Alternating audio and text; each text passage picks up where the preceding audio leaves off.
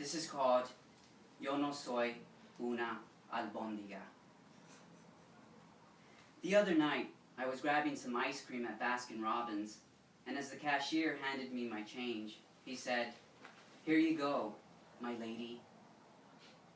As I stood there with my pistachio almond cone, I wondered if just maybe I hadn't done enough to make it clear to the world that I was a male. The cashier paused and then apologized. "I mean, sir, sorry." I don't think English was his first language, but either way, I found his error charming. It reminds me of my own struggles with learning a new language. I've been trying to learn Spanish my whole life, especially recently. My heritage is Mexican, and my parents speak Spanish, or at least what passes for Spanish in San Antonio. While growing up, my mother would speak English and Spanish, often in the same sentence, while my father would just make words up. This has left me with gaps in my own Spanish. So lately, with the help of a language learning program, I'm trying to become fluent. I'm not a total beginner, so I feel I'm a little ahead of the curve when it comes to vocabulary. But I'm finding that the biggest issue for me so far is when I'm talking to someone in Spanish. I often use the wrong word if it resembles another.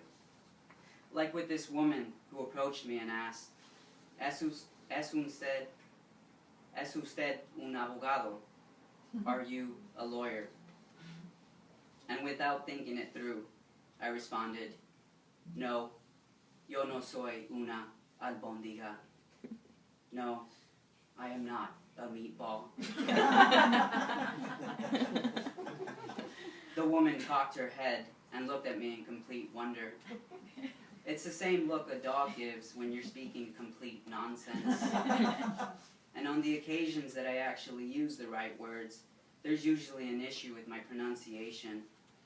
The thing is that I usually mispronounce things in English anyway. I always thought that Godiva chocolate was pronounced Godiva,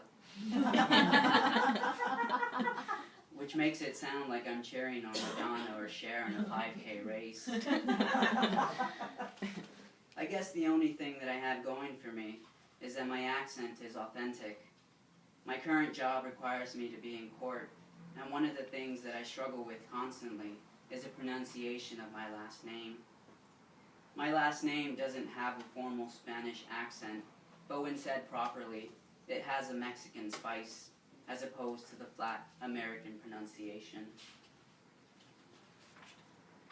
When I'm in court and have to go on the record, I'll try to say my last name correctly with the Mexican accent, but it never fails that the stenographer looks at me as if I've pissed my pants and demands that I repeat and in most cases spell out my last name.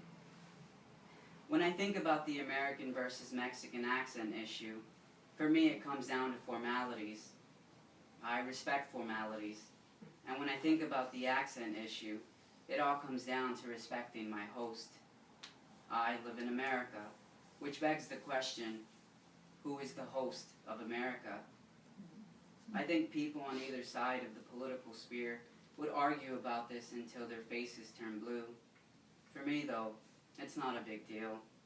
I like using both of the accents. Ultimately, I look forward to the day when I can speak Spanish fluently. Even then, I'm sure there will be issues. But language isn't perfect, and how it's used reflects in some small way the culture of the individual speaking it. And perhaps in my case, it reveals strange contradictions. And if I want to be a meatball, so be it.